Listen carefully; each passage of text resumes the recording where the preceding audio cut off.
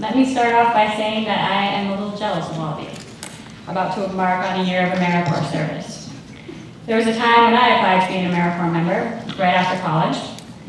I was in New York working as a financial analyst for a big law firm, securities fraud cases, tax fraud, fun things like that. And I thought to myself, it's time to start doing more for other people. I'll apply to AmeriCorps. I had interviews, was accepted at a couple of sites in Miami and New Orleans. Went in to tell my boss my plans, and he interrupted me, and he offered me more money to stay.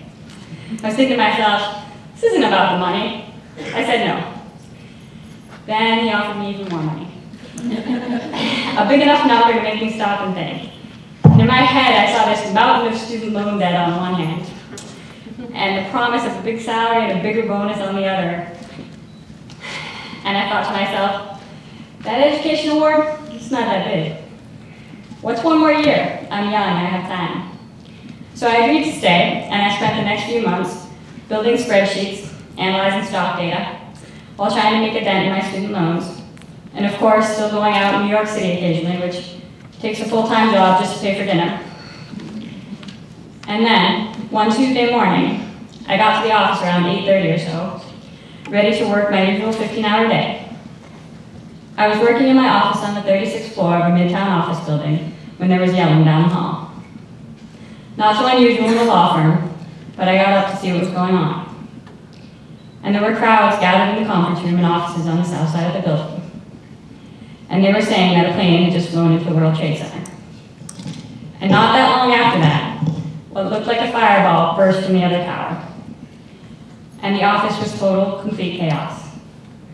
Announcements were frantically coming over the speakers to evacuate, and people began to run for the elevators. Our building was over Grand Central Station and not that far from either the UN or the Empire State Building, and nobody knew if there were more planes. When we got to the ground floor, people just poured out of the building, hugging, crying, having no idea where to go or what to do. In every hand was a cell phone, trying over and over to call family and friends. And then the towers fell. And we felt it, and we heard it, and before long, and for the next week, we smelled the towers burning. And the next thing I knew, I was walking through the city with no concrete plan as to where I was going, and trying to call my mother with every step. I don't know if you've ever been to New York City, but I'm sure you have a picture of it in your heads. Now picture it almost silent. Picture it with no cars, no taxis, no buses, and no noise. Picture it with dazed crowds of people walking up the centers of the avenues, no regard for sidewalks or lights. Picture thousands, millions of people looking at each other, wondering what to do next. And all this on a clear, beautiful, sunny day. I think for a lot of people, September 11th served as a wake-up call about the importance of family and friends, about the world we live in, and about the many things that are out of our control. Some of you may not remember much about that day or the reaction. I don't think it was possible to be in this country and not have been moved by what happened. I certainly don't think it was possible to have been in New York and not have lost someone, or many someones, and not have recognized the impact on that city. New York, and the rest of the country, is a different place today. I think that a lot of people at that time wanted to do something to help, that they stopped and thought about what they could and should contribute to their country, to their community. For some, the answer was joining the military. For others, the answer was heading to ground zero and doing what they could do in the months and years that followed. I also don't think that it's a coincidence that the number of people applying to AmeriCorps increased hugely in the wake of September 11th, and continues to increase year after year. For me personally, it became a time to reevaluate, to put aside concerns about earning potential or annual bonuses, and to think about the life I wanted to lead. Shortly after that, I put aside my applications to business school and began applying to graduate school in public policy and nonprofit management.